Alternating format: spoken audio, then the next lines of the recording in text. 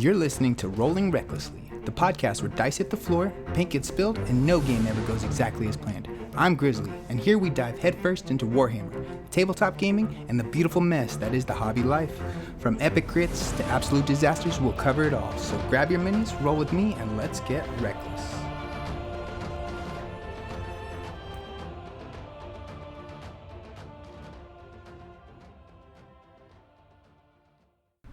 Welcome back to Rolling Recklessly, the podcast where we dive into lore, the hobby, and the chaos of Warhammer Age of Sigmar. I'm your host Grizzly, and today we're crawling out from the caves, sharpening our fangs, and letting the madness take hold, because this episode is all about Gloomspite Gitz.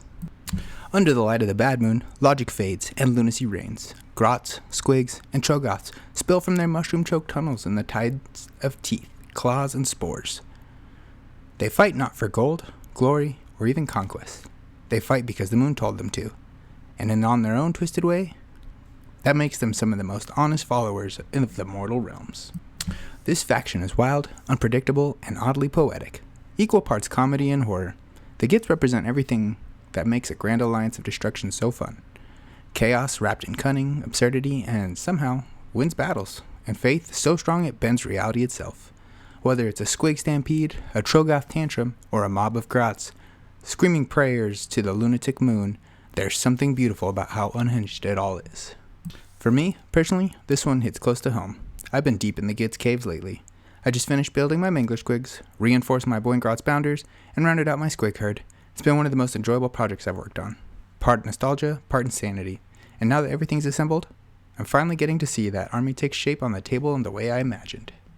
In today's episode, we'll explore who the Gloomspite Gitz really are, where they come from, what drives their endless invasion, and how their madness mirrors the mortal realms themselves. We'll talk through the lore of the Bad Moon, the hobby side of the fungi-fueled maniacs, and how they play on the tabletops in this new edition. And maybe, by the end, you'll understand why so many of us can't help but grin like a squig every time we see the Bad Moon rising. So grab your loon shroom brew, keep your squigs on a leash, and let's get rolling. Every legend of the mortal realms begins with a spark of truth, and for the Gloomspite Gitz, that truth is madness given shape. Deep beneath the surface, in fungal caverns, slick with spores and glowing mushrooms, countless grots gather to worship their living god, the Bad Moon. No one truly knows what the Bad Moon is. Some claim it's a shard of the old world, torn free during the end times. Others believe it's a god beast whose hunger carved tunnels through reality itself. Whatever it is, the Gitz don't question. They believe, to them, the Bad Moon is a savior, their master, and the promise that one day the light of sanity will fade and the realms will be theirs again. When the Bad Moon rises, the air itself changes. Shadows stretch wrong, fungus blooms in the dark, Squigs go feral, Troggoths stir, and the Grots lose what little reason they have left. Entire hordes pour out of their cave networks in what they call the Gloomspite. A wave of destruction that sweeps across the forests, mountains, and cities alike before vanishing back into the underground once the moon drifts away. The Gloomspite Gitz aren't just a single race. They're a coalition of lunatics bound by a shared devotion. The Moon Clan Grots. Fungus brew fungus potions that melts minds and weapons alike. The Squig herders raise bouncing beasts, whose only thought is to bite whatever's closest. And then the Troggoths lumber behind. Simple but unstoppable, their hide thick enough to shrug off cannon fire. And in the deep places, where even the light refuses to go, the Spider-Fang Grots worship arachnid demigods the size of fortresses. All of them serve under the erratic guidance of Skragrott, the Loon King, the self-proclaimed prophet of the Bad Moon. He claims that he can predict its path, though whether it's divine insight or sheer coincidence is anyone's guess. Around him, the great shamans and warlords squabble over favor, each certain that the lunacy is the purest form of faith. Two great events in recent history have pushed the Gitz from a lurking nuisance to the genuine power in the realms. The first came with the Necroquake, when Nagash's catastrophic ritual tore through the ley lines of magic and shook reality itself. The waves of death energy sent the Bad Moon into wild, unpredictable orbits, bathing whole regions in its sickly light for weeks at a time. The Gitz took this as a divine omen, proof that the Everdank, their vision of the world ruled by the shadow and fungus, was close at hand. Under its glow, Grot tribes everywhere erupted from their tunnels in unending Gloomspite wars, spreading madness and spores across every realm they touched. The second turning point came not long after when Skragrott led a massive invasion of Ayada, a once glittering city in the realms of Chamon. His hordes toppled its brass spires and blanketed the region in fungus until the very air shimmered with spore dust. When the bad mood lingered overhead, refused to move on, the Grots declared it's a holy miracle, and they renamed the land the Loon King's domain. And for the first time in history, the Gitz held a lasting foothold above ground. It was madness turned into empire. Crude, filthy, and absolutely intentional. And now, a new power lumbers among them. Trugg, the Troggoth King. Ancient, even by Troggoth standards, Trugg was awakened deep within Gur after centuries of hibernation. But when he rose, he found a strange, ancient device fused to his back. A magical relic of some forgotten age that pulses with unstable arcane energy. No one knows if it's a weapon, a curse, or a crown. What's certain is that it channels raw magic straight into Trugg's body, flooding him with power and fury. Wherever he walks, the ground cracks, storms of magic surge, and Troggoths gather in his shadow. Trugg doesn't lead out of ambition. He simply follows the pull of the artifact, and wherever it leads, the bad moon follows. Then, of course, there are the Squigs, the living embodiment of the Gitz spirit, equal parts adorable and horrifying. These carnivorous bouncing orbs of muscle and teeth are bred in the lightless depths, where Grots feed them glowing fungus and sharp rocks until they're ready to rampage. Some Squigs are small enough to bite at a shaman's nose off mid-ritual. Others are massive, magma-filled beasts, ridden into battle like living wrecking balls. The Mangler Squigs are the kings of that chaos. Two enormous Squigs, chained together, constantly biting, rolling, and slamming through anything in their way. No one truly controls them. Gitz just point them in a direction and pray. What's so great about Squigs is that they sum up the whole army's personality. They shouldn't work. They shouldn't win, but somehow, through sheer energy and unpredictability, and a total disregard for common sense, they do. And that's what makes them such a joy and a nightmare to face on the tabletop. What makes the Gitz lore so fascinating, and honestly one of my favorites, is that under all the chaos, there's a strange consistency. The Gitz are true believers. Their god may be insane. Their rituals may involve licking mushrooms until they see the stars. But their convictions never waver. In a world ruled by arrogant gods and fragile mortals, the Gitz have something pure, faith without doubt. Next, we'll climb out of the lore caves and onto the hobby desk to talk about what it's like to actually build and paint these fungal fanatics, from Squig herds and Troggoths to the kings of madness themselves. Now that we've crawled through the lore caves, let's talk about the hobby side. Because if there's anything about Gloomspite Gitz absolutely nail, it's personality on the hobby desk. Every model in the army oozes character, from the tiniest Grot swinging a rusty cleaver to the biggest Squig trying to eat the scenery. Over the last few weeks, I've gone all in on Gitz, and honestly, it's been some of the most fun I've had in the hobby. I've officially built and assembled the entire army. This includes 2 full Squig herds, 4 units of Boingrots Bounders, my Mangler Squig, and fully painted and finished Loon King, Skragrott himself. On top of that, I've built and assembled the entire Git Mob Battle Force box, plus some of my favorite supporting heroes, the Rabble Rouser, the wonderfully bizarre Gobblepalooza, and a Squig boss with Nasher Squig. Seeing all of them come together feels like watching the bad moon rise over my hobby desk. Chaotic, colorful, and a little unhinged in the best of ways.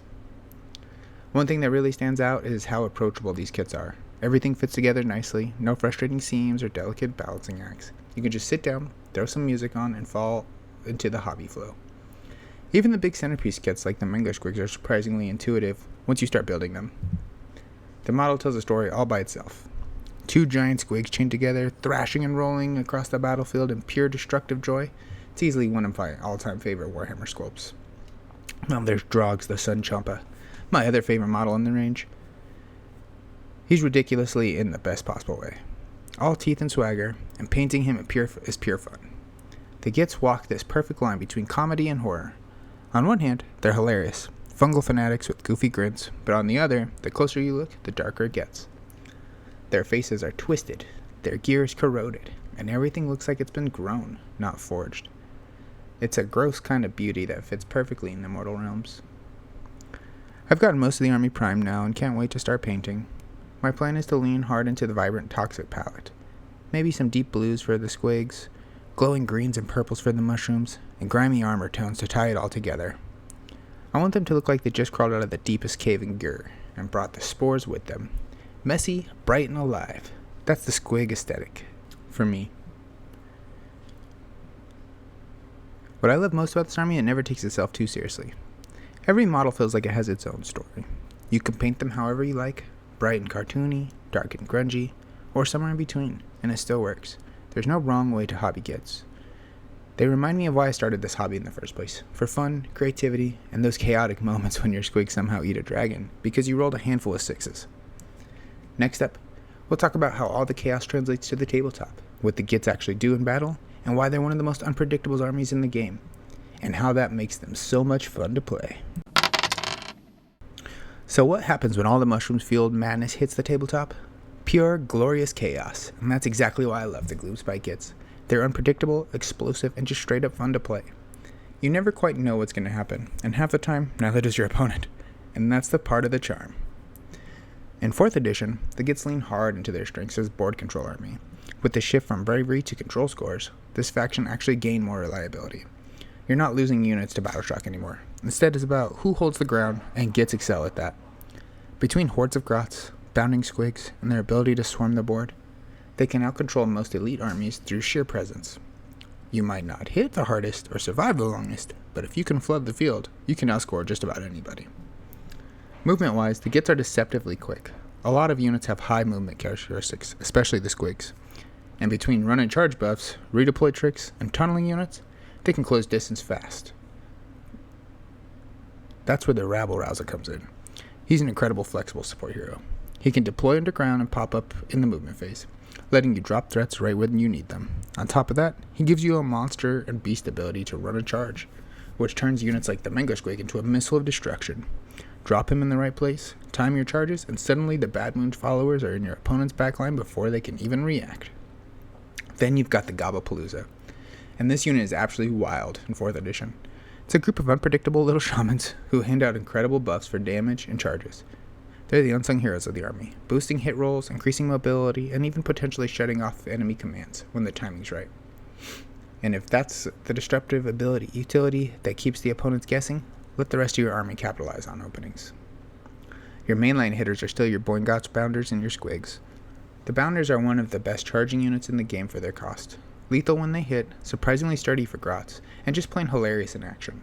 The Squig boss with the Nash Squig pushes them even further, whipping nearby Squigs into a frenzy and giving them that sweet extra bite on their attacks. Combine that with the Loon King's aura, you can turn a playful stampede into a devastating strike. And of course, there's my favorite, the Mangler Squig, the poster child for Gitz madness. It's your hammer, your wrecking ball, and your comedy relief all in one model.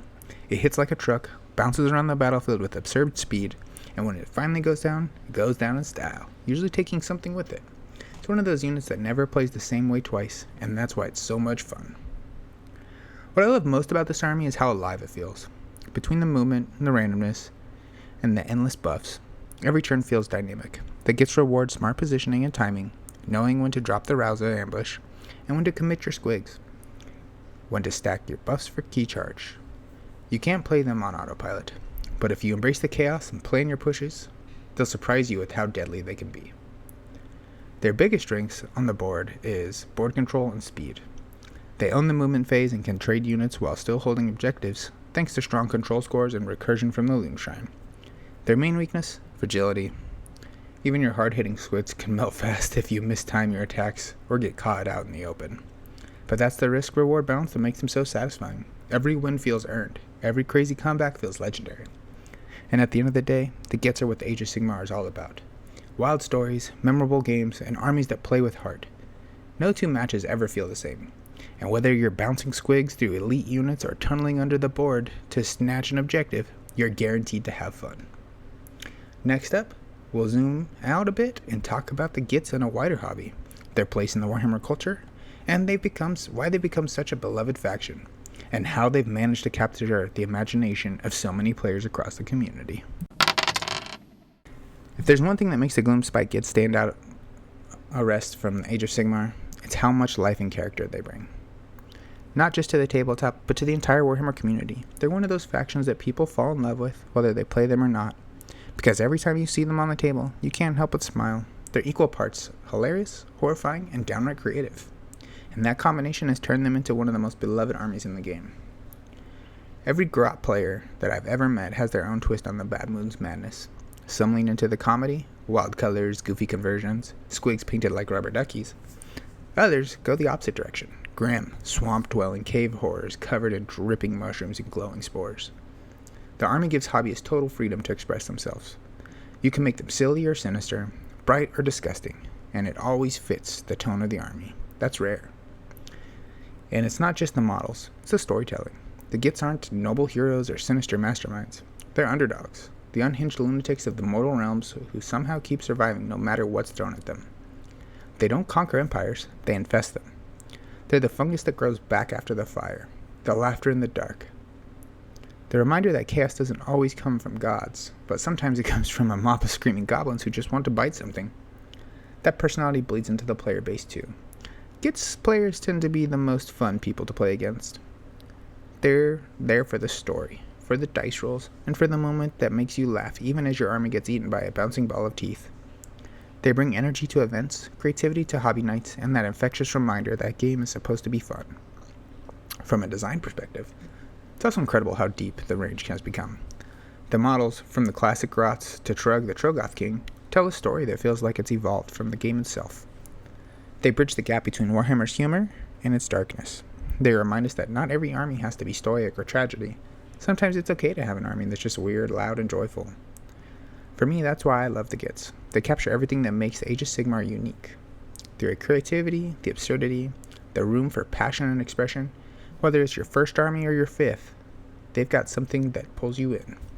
Maybe it's the Squigs, maybe it's the madness of the Bad Moon, and maybe it's just the fact that you can build an entire army around mushrooms and somehow still take the game off of competitive players.